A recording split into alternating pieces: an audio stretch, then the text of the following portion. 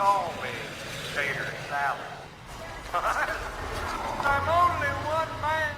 Fine prison. They're gonna get curious. I got thrown out of the bar in New York. Bet you wish you had one of these. Ladies and gentlemen, please welcome Mr. Ron White.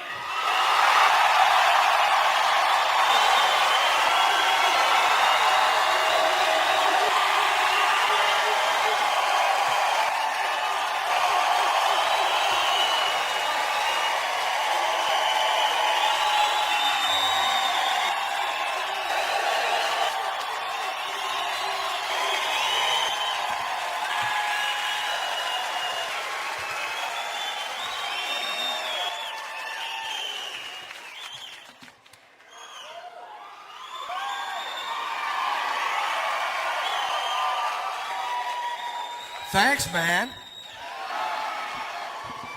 You know what I'm going to do? I'm going to start off this evening by asking you a question because I don't know the answer. I lost my sunglasses, and yesterday I went to the sunglass hut. Here's the question. Why does a pair of sunglasses cost more than a 25-inch color television set?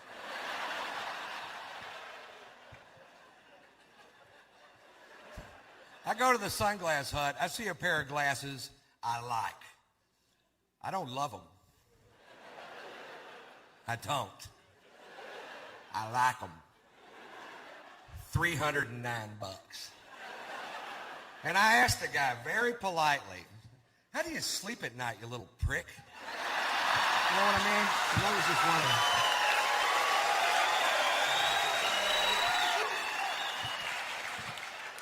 And I told him, and this is true, that 2 weeks ago I bought a 25-inch color television set from Walmart for $218. And he goes, well, apparently, sir, you don't get it. I'm listening.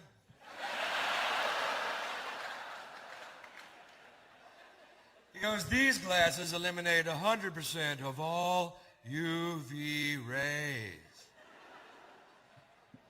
Like, no, apparently you don't get it. This thing decodes a digital satellite signal it picks up from outer fucking space.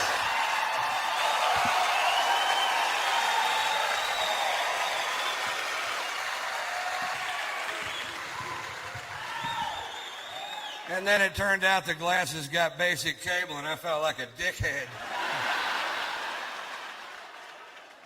Look, Braveheart, fail. You ever take a crap so big your pants fit better? Anybody ever do that? Have you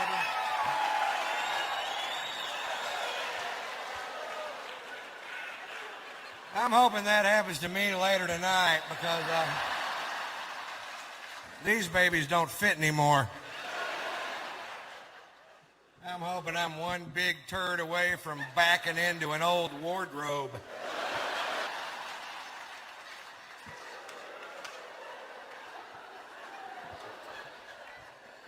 Yesterday I was sitting in a beanbag chair naked eating Cheetos and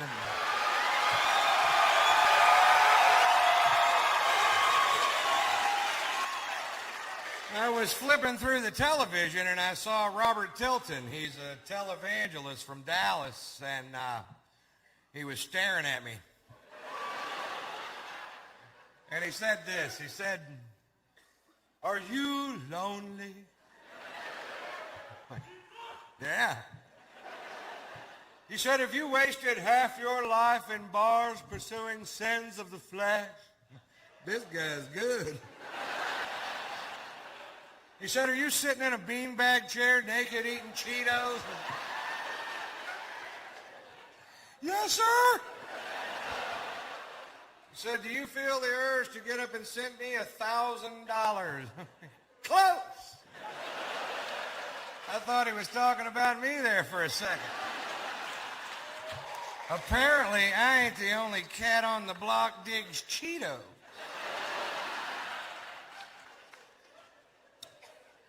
So it's great to be back in Kalamazoo at the State Theater.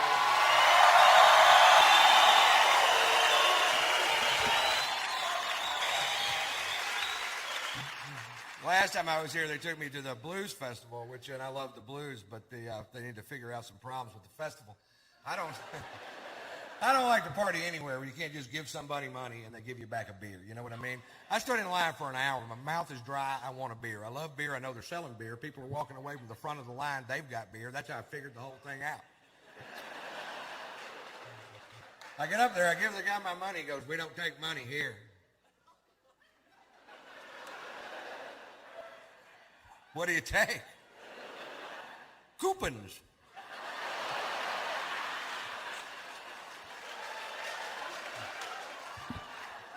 What? Coupons. Where do I get a coupon? You see that line over there? It takes forever. I stood in that line for an hour. I got to show them a driver's license, birth certificate, fill out a form. They mail that away. Send me back some coupons. What are you doing, Ron? I'm waiting on UPS. There's a good chance I'll have a beer by Thursday. I'm partying like a Kennedy right now.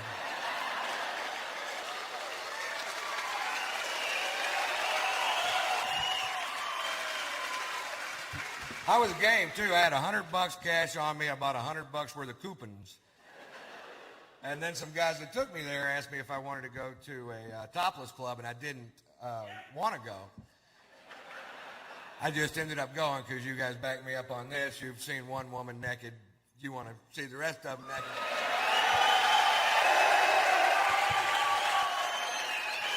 It could be an old biker chick, you know, they're going to hang down to here. You want to see my titties? Yeah, I do.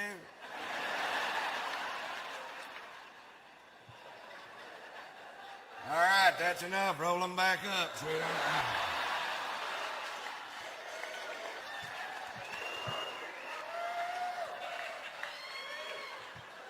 Things that make you go, ugh.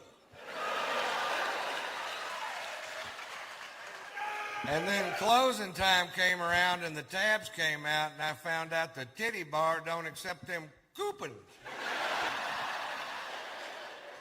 The guy at Taco Bell told me to kiss his ass. I'll give you $40 worth of coupons for a burrito with cheese. It's all I've got. It's a coupon. Oh, man. So I saw something that comes close to truth in advertising. The De Beers people are almost saying what they really mean because the old De Beers slogan was, "Diamonds are forever."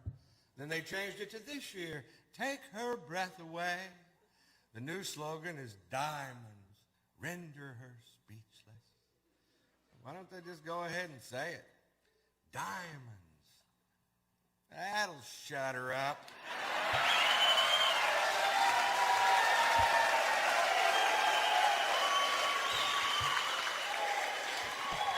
For a minute. So, man, I was just in Miami, I don't know, it was a couple years ago, so I guess just would not be the word, but I was working there with Fox when Hurricane George hit the Keys. I just thought this was kind of funny. They evacuated the Keys, and everybody left except for, I've been through 2 hurricanes. I was in Hurricane Carla when I was a kid in Houston, and I was real excited during hurricane time, you know, because it's out there in the Gulf, and it's dangerous, and I was like, this is cool, until shit started hitting our house, and I was like, fuck this. But anyway, they evacuate the Keys, and everybody leaves except for one guy who's going to stay there and tie himself to a tree on the beach to prove a point. And the point was, he said that at 53 years of age, he was in good enough physical condition to withstand the wind and the rain from a Force 3 hurricane. All right. Let me explain something to you. It isn't that the wind is blowing. It's what the wind is blowing. If you get hit with a Volvo, it doesn't really matter how many sit-ups you did that morning.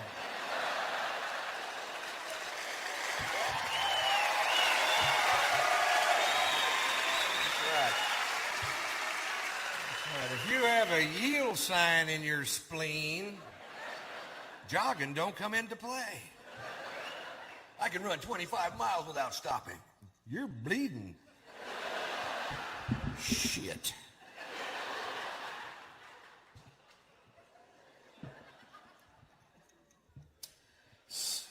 Man, last time I was here, I had somebody broke into my truck and stole my radio. Thank you, whoever you were. I got to drive back to Texas, listen to the sound of wind for 49 hours.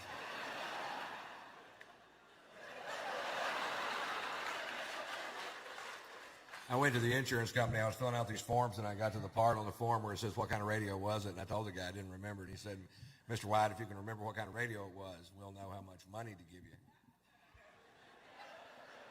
That's some good news right there. I thought of a real expensive sounding brand, and I wrote it down, and he knew I was lying. Mr. White, I don't believe Rolex makes a radio.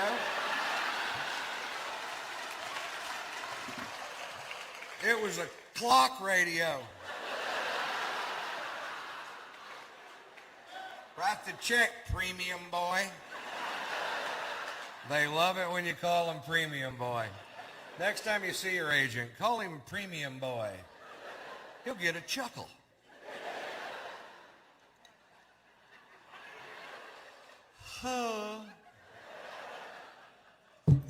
So I almost died this year. Actually, I didn't almost die. I didn't even get hurt.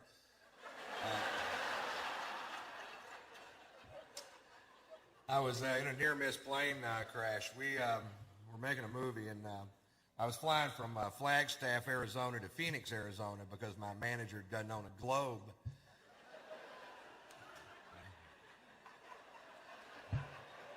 We're on a plane that big. It's like a pack of gum with 8 people in it.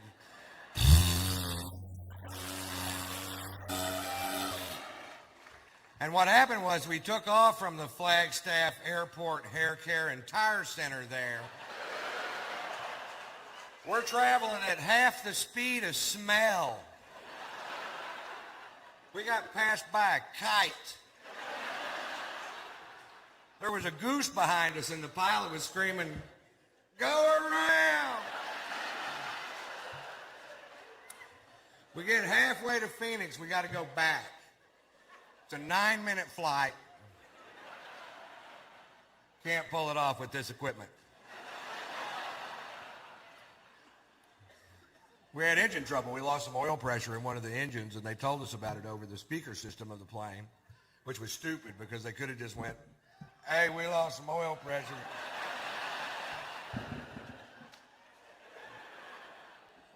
Heard you. Sure did.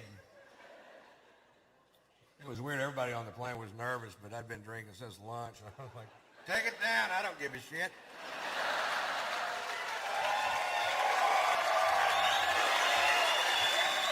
You ever have one of those days? Hit something hard. I don't want to limp away from this piece of shit. The guy sitting next to me is losing his mind. Apparently, he had a lot to live for. He goes, "Hey, man, hey, man, if one of these engines fails, how far will the other one take us?" "All the way to the scene of the crash."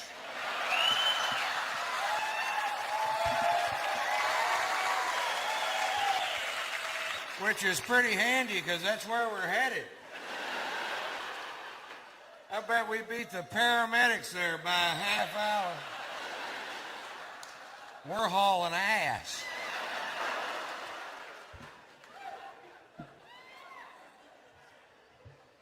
So I've got a really good job. I like my job.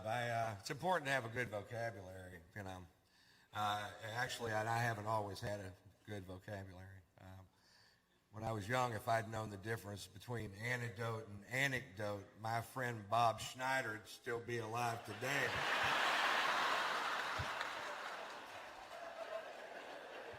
He got bit by a copperhead. I'm reading him humorous stories out of Reader's Digest.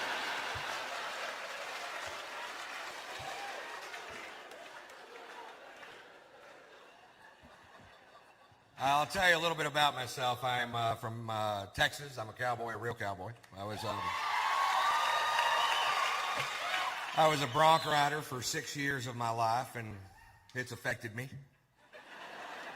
Now when I have sex, my arm goes like this. Seems to be some dispute between the wife and I whether or not I'm staying on that full 8 seconds.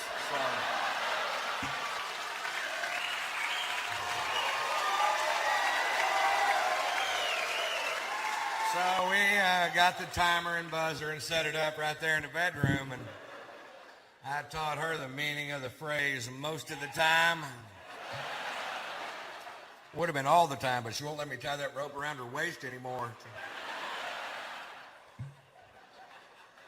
She hates it when I spur her out of the chutes.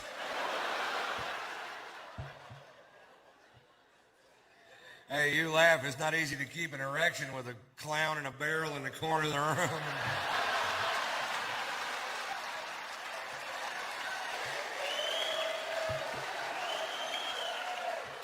Is it, sir?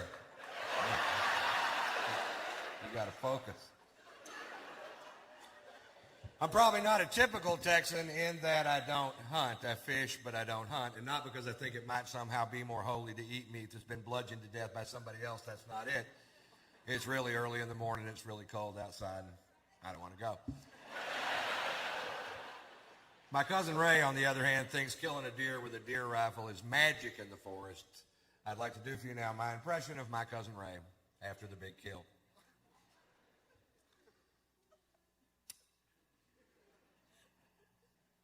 Hell, it was 4 in the morning. 22 degrees outside. Of course, you weren't there. Pussy.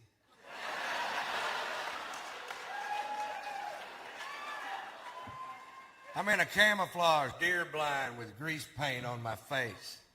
I've got deer urine on my boots. I'm not sure why. I made that part up. I got a 30-06 with a 12-power scope and a bullet that'll travel 2,200 feet per second. When that deer looked up to lick the salt sucker I'd hung from the danged old tree, caught him right above the eye. Wait, yeah, well, I hit one with a van. Going 55 miles an hour. With the headlights on and the horn blowing. Woo, that's an elusive little creature. If you ever miss one, it's because the bullet's moving too fast. Slow the bullet down to 55 miles an hour, put some headlights and a little horn on it. The deer will actually jump in front of the bullet.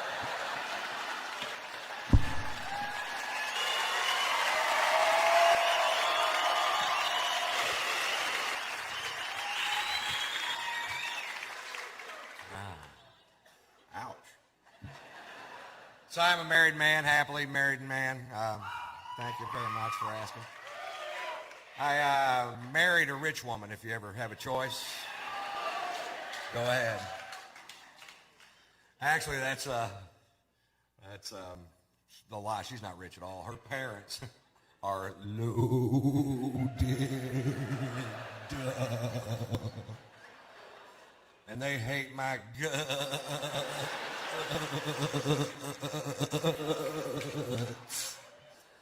And I'm waiting for them to die. And you'll know if they die too, because you'll never see my fat ass again. I'll be in Palm Beach with my new friends. Hand me a beer, Teddy. Servants rich. My in-laws have servants. Is that weird? I thought when I married their daughter, they'd send a servant along with us to help do all the shit they never taught her how to do. And I was wrong.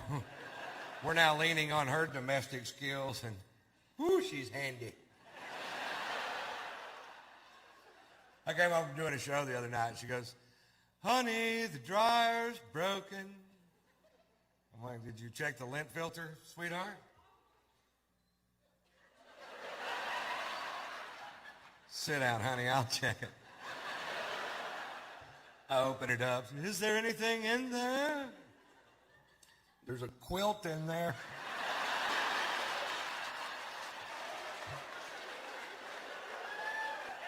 Look, you made a sofa cushion. I hear a lot of this. I hear a lot of, Ron, you're a pretty good-sized old boy. And I guess a little woman's a good cook. Bullshit. Oh, it got a little better when she figured out that smoke alarm's not a timer.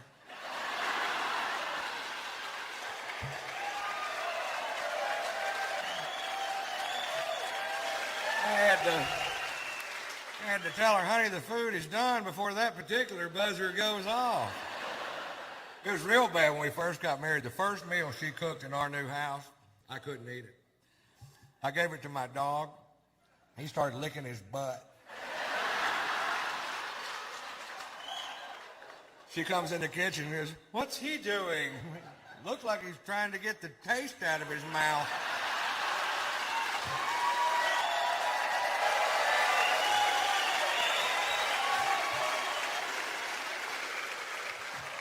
Everything's an emergency to my wife because she never had to deal with her own problems. Spoiled, catered to her whole life. There's no cure, right, for that. I was in Atlanta one time. She calls me one night, misses me in the hotel room. They catch me in the lobby and tell me I have an emergency phone call from home. I knock over 10 people in the lobby of a very nice hotel thinking maybe my in-laws.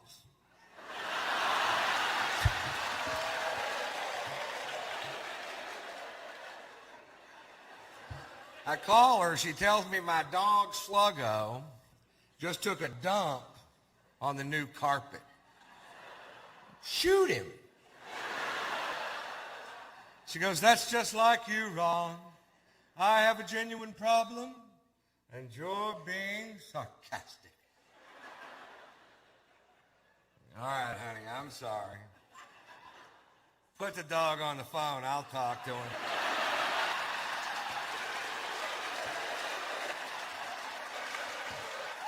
What do you want me to do? I'm in Georgia. I can't pick up the turd.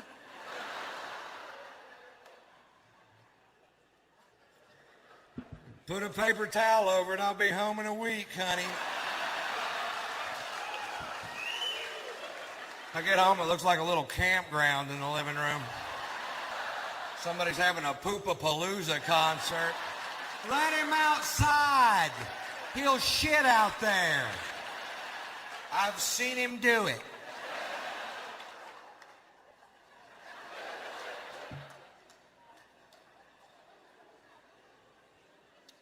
We have a beautiful son. His name is Marshall. I named him after an amplifier.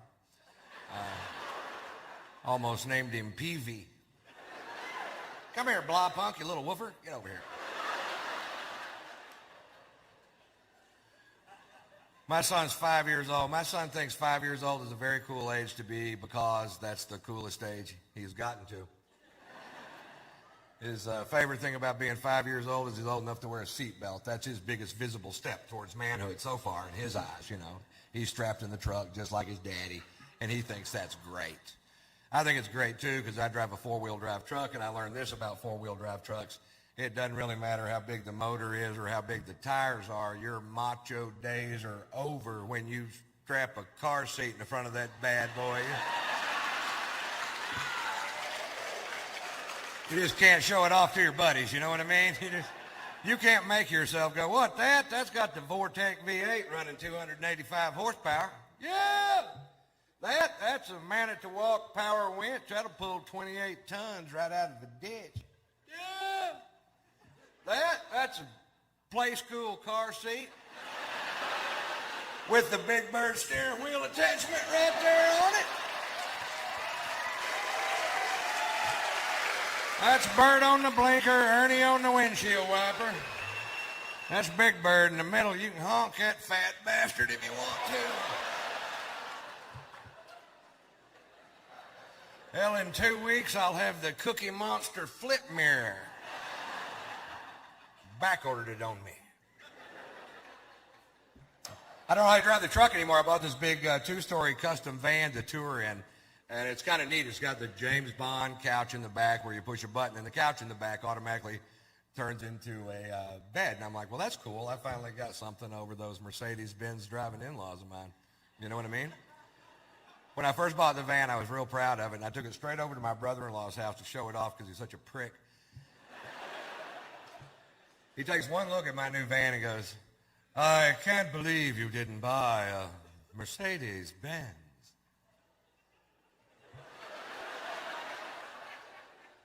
They don't make a van.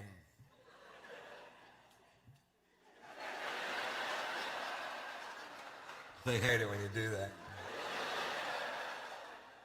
He goes, Ron, I don't think you fully understand the intricacies of Mercedes-Benz engineering.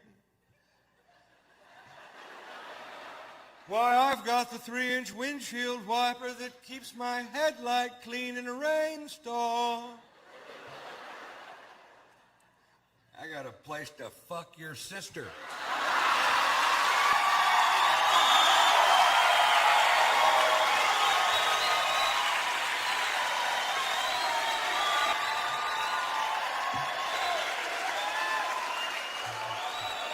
I don't know why they don't like me.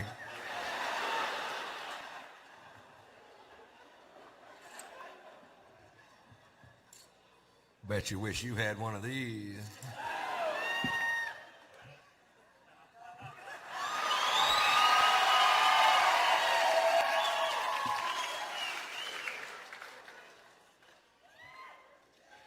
It's a kit. Kidding. I don't want to screw up good whiskey. Tasty. Actually, that was all bullshit. I just got a divorce. I just wanted to do those 3 jokes before I told you. And I'll tell you what went wrong, and because I feel like I can be honest with you folks, and you won't judge me, or maybe you will. I don't care.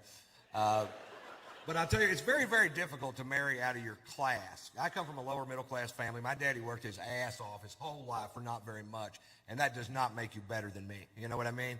My dad was a good man. And, right. And they're always going to just look down their nose at you like you're supposed to be carrying some piss bucket for them or something. And if you're not willing to carry the piss bucket, it ain't going to work. And she got convinced in her crazy head that I had sex with this girl in Columbus, Ohio. And I did, and I'll tell you why. When you enter into a monogamous relationship with somebody, you usually do it at a point in the relationship when you're having a lot of sex. So you're willing to sign the papers. I'll only have sex with you, ever, ever, ever, ever. Well, if that person stops having sex altogether, why, you find yourself in quite a pickle. I'm a pretty good dog, but if you don't pet me every once in a while, it's hard to keep me under the porch. I'm not as flexible as a real dog. And I'll tell you what happened, too. I was in Columbus, Ohio. I hadn't been laid in 3 months. 3 months. You can't go 3 months without having sex with me. I'll go have sex with somebody else. I know. I've seen me do it. I did a show one night. I came off stage. There's a gorgeous woman, maybe 35, 40 years old, long black dress, slid up to her waist. Gorgeous. Give me a second. Gorgeous. And I walk off stage. She goes, I thought you were hilarious. I want to buy you a drink. I'm like, I can't do that. I'm married. She goes, I didn't ask if you wanted to have sex, big boy. I asked if you wanted to have a drink at my place. I'm like, all right. Well, you know that little guy that sits on your shoulder that reminds you of your prior commitments and your moral fortitude? I didn't hear a peep out of that guy. He hadn't been laid in 3 months either. He was speechless for like 20 minutes, and he was like, suck her titty. I'm like,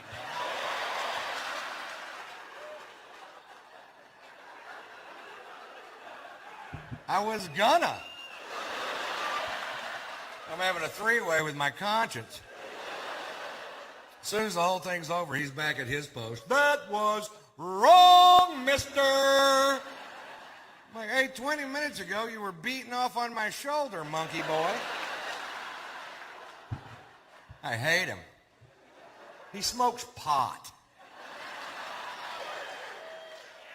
He burned a hole in my other jacket.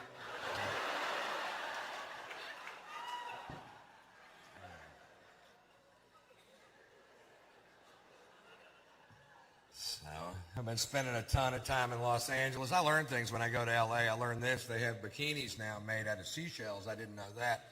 And I also didn't know this. If you're ever walking down the beach and you see a girl dressed in a bikini made out of seashells and you pick her up and hold her to your ear, you can hear her scream. Who'd have thunk it? I thought I'd hear the ocean, but not over that woman. Hush, ma'am. She was a wiggler. L.A. changes people. I got a buddy of mine from Houston. He's a comedian, moved to L.A. 6 months ago. 6 months in L.A., don't know him. 6 months in L.A., now he's a vegetarian, a humanitarian, environmentalist, great. If you're here tonight and you're a vegetarian, shut up. You're not going to recruit me. I did not climb to the top of the food chain to eat carrots. It's not even that good for you. You ever see a healthy-looking vegetarian? They look like shit, don't they? They're all plump and gray because their bodies become intolerant of things they need. And I'll give you an example. I'm on the way to the Melrose Improv in Hollywood to do a set with my buddy, and he says this, and I quote, "I feel nauseous and I have a headache. I think that vegetable soup I had for lunch must have had beef broth in it." I didn't know what to say. Your system's kicking back broth? You're a manly man, aren't you?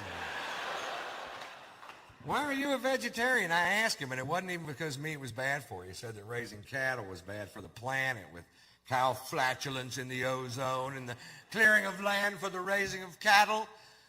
What are you doing to help the environment? I'm eating the cows.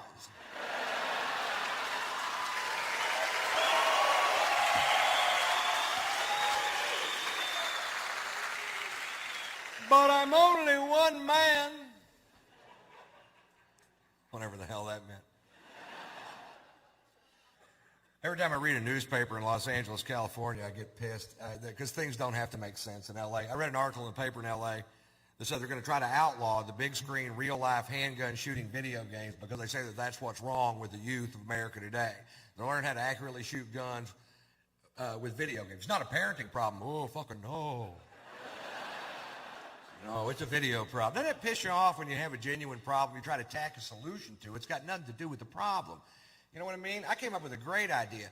Don't outlaw those machines. Give them to the state troopers of California because they're some of the worst shots I've ever seen in my life. I saw a shootout once live on TV that went on for so long, eventually the criminal got frustrated and shot himself. And the cops were on TV whining about it, going, he's got on body armor, he's got on body armor. I'm watching it live on CNN going, I can see his head, shoot him in the fucking head. Give my kid a shot. How's that, Daddy? Good shot, Poot. Everybody relax. Poot took him out. Thank God Poot was there with his considerable skills. Horrible shot, some cops are. You ever see tape of the Kehoe brothers from Ohio, those guys that get out of that white Suburban, they show it on cops? These guys, folks, have a shootout with the police at point blank range. Nobody gets hurt. I would love to have been at the office the next day when that guy's being interviewed by the chief. And then what happened? Well, at that point, I unloaded my semi-automatic 9mm weapon at point blank range. And then what happened? They left. Nice shooting, Elmer Fudd. There was a kid in Detroit 3 years ago, shot 8 bullets, hit 9 people. These two cops shot 22 bullets, didn't even hit the fucking Suburban.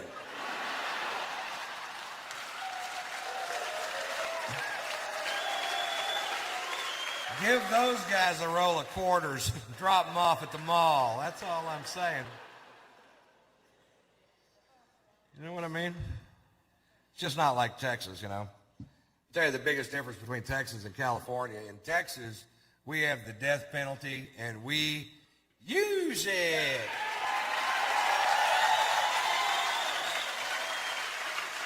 That's right. If you come to Texas and kill somebody, we will kill you back.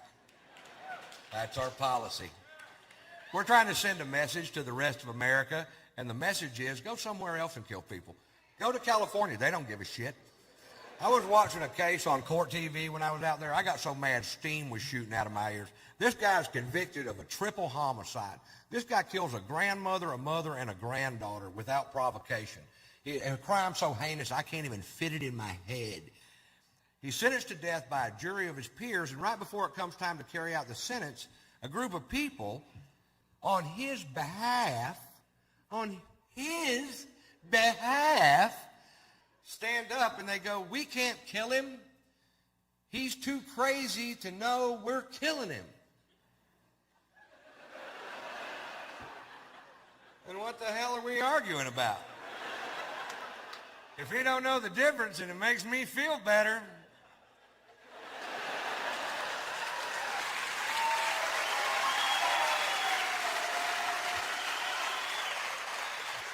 How do you know he's crazy? That's what I want to know. Of course he's crazy. He killed 3 people, you know. This is what they said. He rolls his turds into little balls and eats crayons. I'm like, shit, you got to quit putting all crazy people in one group, goddammit.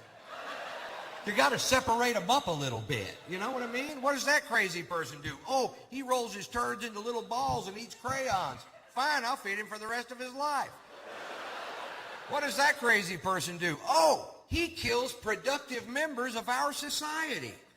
Well, he should have rolled his shit into little balls and ate crayons.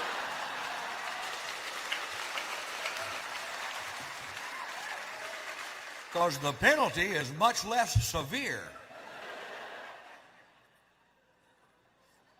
We're trying to pass a bill right now through the Texas legislature that'll speed up the process of execution in heinous crimes where there's more than 3 credible eyewitnesses. If more than 3 people saw you do what you did, you don't sit on death row for 15 years, Jack. You go straight to the front of the line. Other states are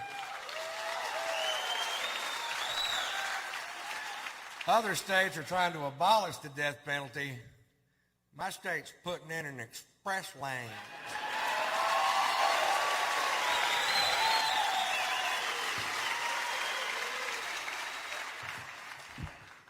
I did that bit out in California, and this guy comes up to me after the show, and you could tell he was nervous to talk to me, and he goes, you know what? That may be true about Texas and the death penalty, but you know what?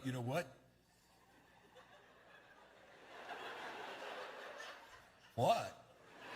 He waited for me to say what. That's kind of cute. He goes, there's an old law in Texas that states that in Texas you cannot shoot somebody in the back no matter what they did to you or your family or your place of business. It's illegal for you to, in turn, shoot them in the back. I'm like, yeah, but you can start shooting them in the leg till they turn around.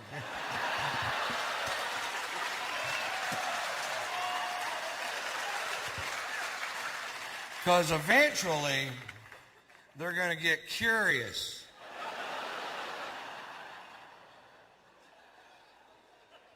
Who's shooting me in the leg, I wonder quietly to myself.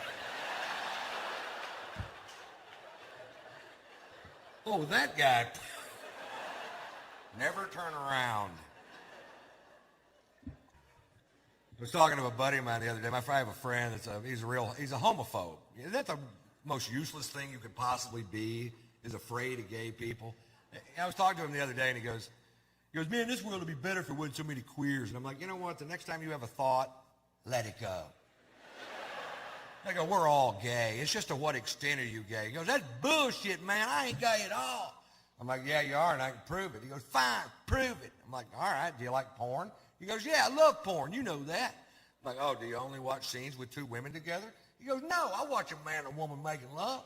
I'm like, oh, do you like the guy to have a small, half-flaccid penis? He goes, no, I like big, hard-throbbing cock.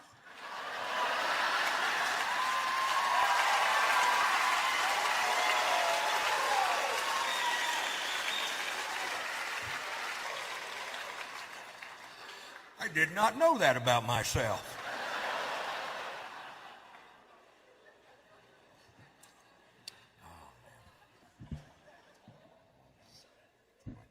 I promised Sears I would tell this story on stage every night until the lawsuit settled. I had my van down in Savannah, Georgia. I didn't like the way the tires were wearing on it. I took the van to Sears Automotive, a trusted name in automotive service. Takes them 3.5 hours to change 4 tires. Apparently they had to whittle one of them out of a piece of wheat. I pay them $980 of my hard-earned money. I take a right-hand turn out of the mall. The left rear wheel falls off. It falls off. It falls the fuck off. Turning my van into a tripod, spinning me into a dimension of pissed off I have never been in before in my life. This guy was a tire guy. That's all he did. He didn't some days work on transmissions. He was a tire guy. Sears, I found out later, had sent him to tire college for 3 days. Well, apparently he was sick on Lug Nut Day.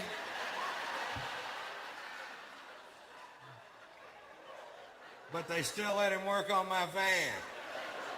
So I'm suing them, and I hope that next year they have to change the name of Sears Tower in Chicago to Ron White's big old goddamn building.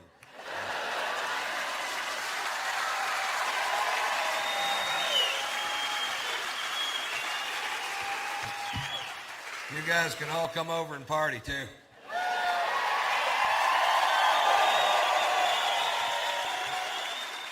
I'm going to have a lot of room.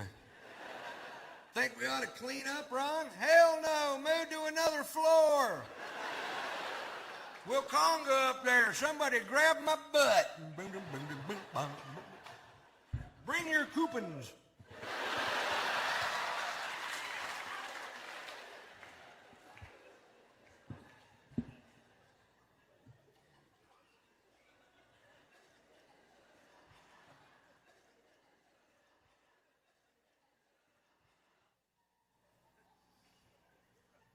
I got thrown out of a bar in New York City.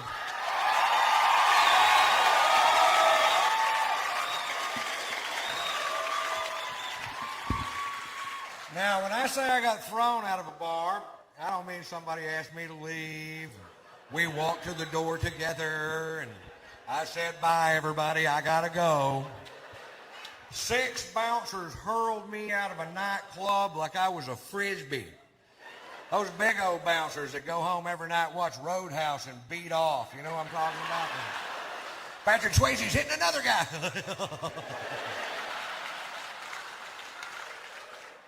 For wearing a hat. I walk into a bar with a hat on. This guy real pissy goes, took off the hat! I'm like, what's the deal? He goes, I'll tell you what the deal is. Faggots in this area wear hats. We're trying to keep them out of our club. I'm like, oh, really? The only way we can tell down south is if they have their hair cut like yours.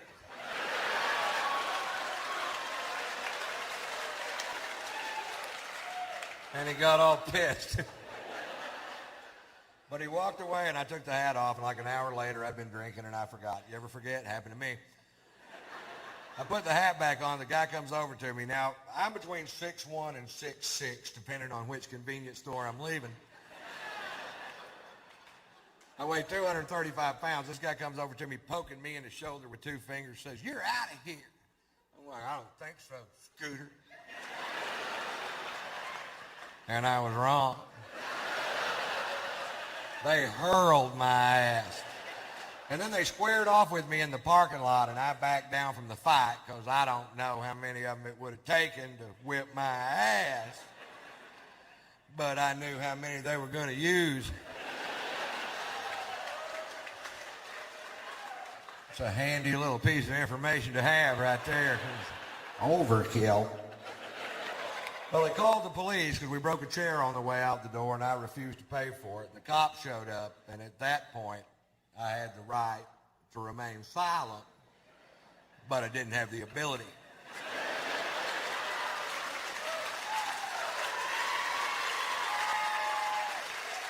The cop says, Mr. White, you are being charged with drunk in public. I was like, hi. I was drunk in a bar. They threw me into public. I don't want to be drunk in public. I want to be drunk in a goddamn bar, which is perfectly legal. Arrest them. Well, he didn't arrest them. Instead, they call in for my arrest record. There's some good news. Satellites are linking up in outer space. Computer banks at NASA are kicking on. There's a telegraph in Fritch, Texas going beep, beep, beep, beep, beep, beep, beep, beep, beep,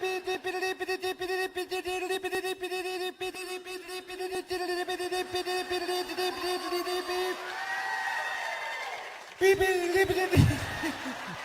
This part takes a while.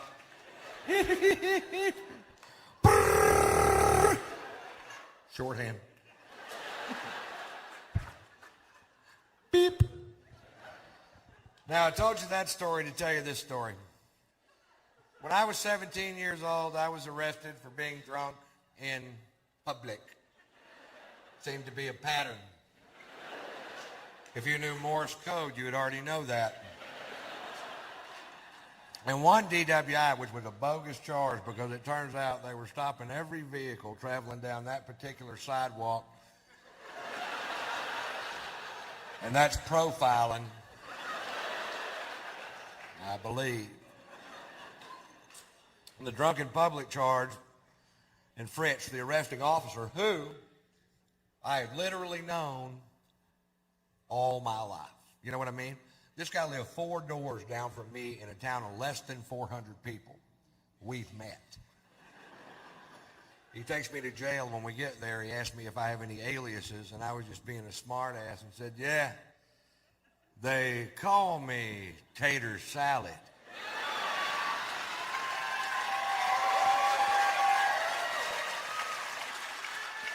"17 years later in New York City, I'm handcuffed on a bench with blood coming out of my nose. And this cop goes, are you Ron Tater Salad White?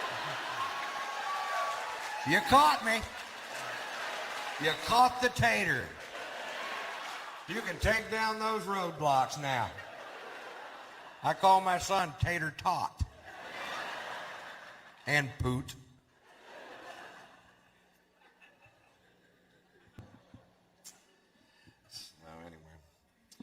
I am a dog lover. Actually, I love my dog. I don't give a shit about your dog.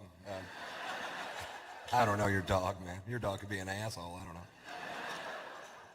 Sluggo's an English bulldog. Sluggo, don't jack with me. Great. You know what I do to him when he's asleep? I lift up those big old huge bulldog jowls and I hide M&Ms and shit in there. He wakes up in the morning, he's like, it's gonna be a good day, Tater. He calls me Tater. He's a great dog. He's sick right now, which is a pain in the butt, because if he gets sick, you can't just feed him medicine, he'll spit it out. You gotta hide it in a piece of cheese. I studied him out last year for pick of the litter, and I put him with the female dog for a couple of weeks, and then to make sure it took, I took him down to the veterinarian's office and had artificial insemination done twice. Now, for those of you that don't know, that's where they obtained the semen from Sluggo and put it in the female dog, and now it don't take shit to get old Sluggo to go to the vet. He loves the place. I went down there, the veterinarian had the audacity to say to me, Mr. White, if you'll just come on back here, we'll show you how to do this. And next time, you don't have to bring in the dog. You can just bring in the semen. I'm like, that's okay. You go ahead and jack off the dog. He follows me around too much as it is. Like I'm going to spend the rest of my life with this bulldog. Jack me off! Get out of here, we got company. You did it the other day. Do it yourself. I don't have any thumbs. I don't have any goddamn thumbs. Now jack me off, you piece of shit.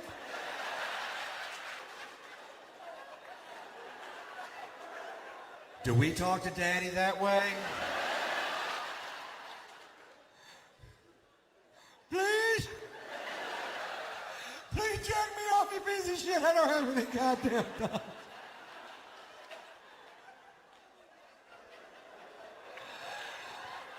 I've lost my mind, haven't I? Oh. I'll tell you a little bit more about the demise of my relationship. There was that one thing where I had sex with that girl, but that wasn't the underlying problem. The big problem was, the first problem was this. We lived in a house, and it had a thermostat. That's it. Because I like the temperature of the house between 70 and 75, and she liked the temperature of the house between 75 and 110. And you can't keep tater salad at that temperature.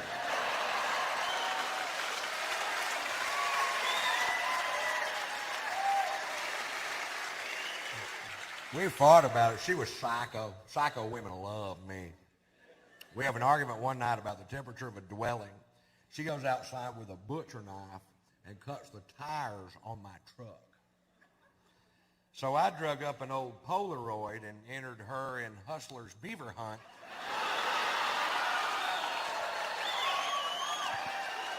And she won. And I used the money to get me some new tires. And she super glued my dick to my stomach. So, do you see how things just get out of hand? Still itches.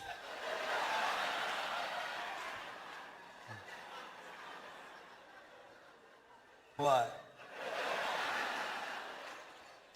After 3 years of being married to this woman, I still didn't understand her. She would get mad at me when I was trying to help her. I'll give you an example. Let's say she'd wake up in the morning and be real bitchy. Let's just say.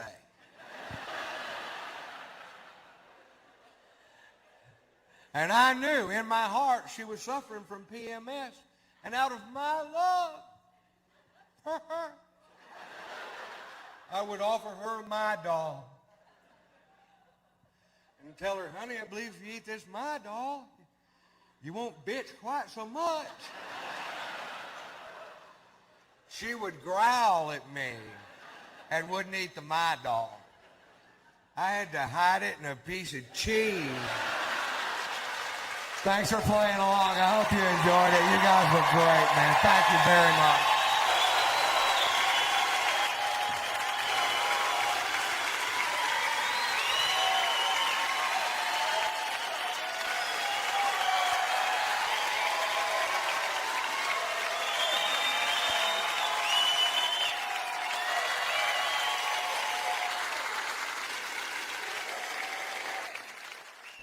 My night is over, and I'm gonna go to the bar.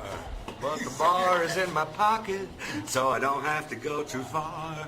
It's a beautiful song, isn't it? So, how'd you like the show? It was awesome. It was very funny. Awesome. Oh, I loved it. I think it's hilarious. Ron White kills me. Yeah, that tater salad joke gets me, man. I couldn't stop laughing. Tater salad's We awesome. love it. We love it. He's too funny. My jaw's hurt, and I think I was crying more than anything. You enjoyed the show? Yes. You had a really good time? Yes. Did you laugh? Hilarious. Yes, I did. Did you pee? No. He's not only funny, he is a cutie pie and a nice butt. My side still hurts. It's so funny. The bit about his in-laws, it's just hilarious. It's hilarious. Guy from Texas. That's like a sitcom waiting to happen. I think I'm going to start drinking scotch. Where'd you see the Blue Collar Tour? At a house. Drinking beer, eating popcorn, you know. Tater came right into your living room? Exactly. And he was on a beanbag with Cheetos, too. Not bad.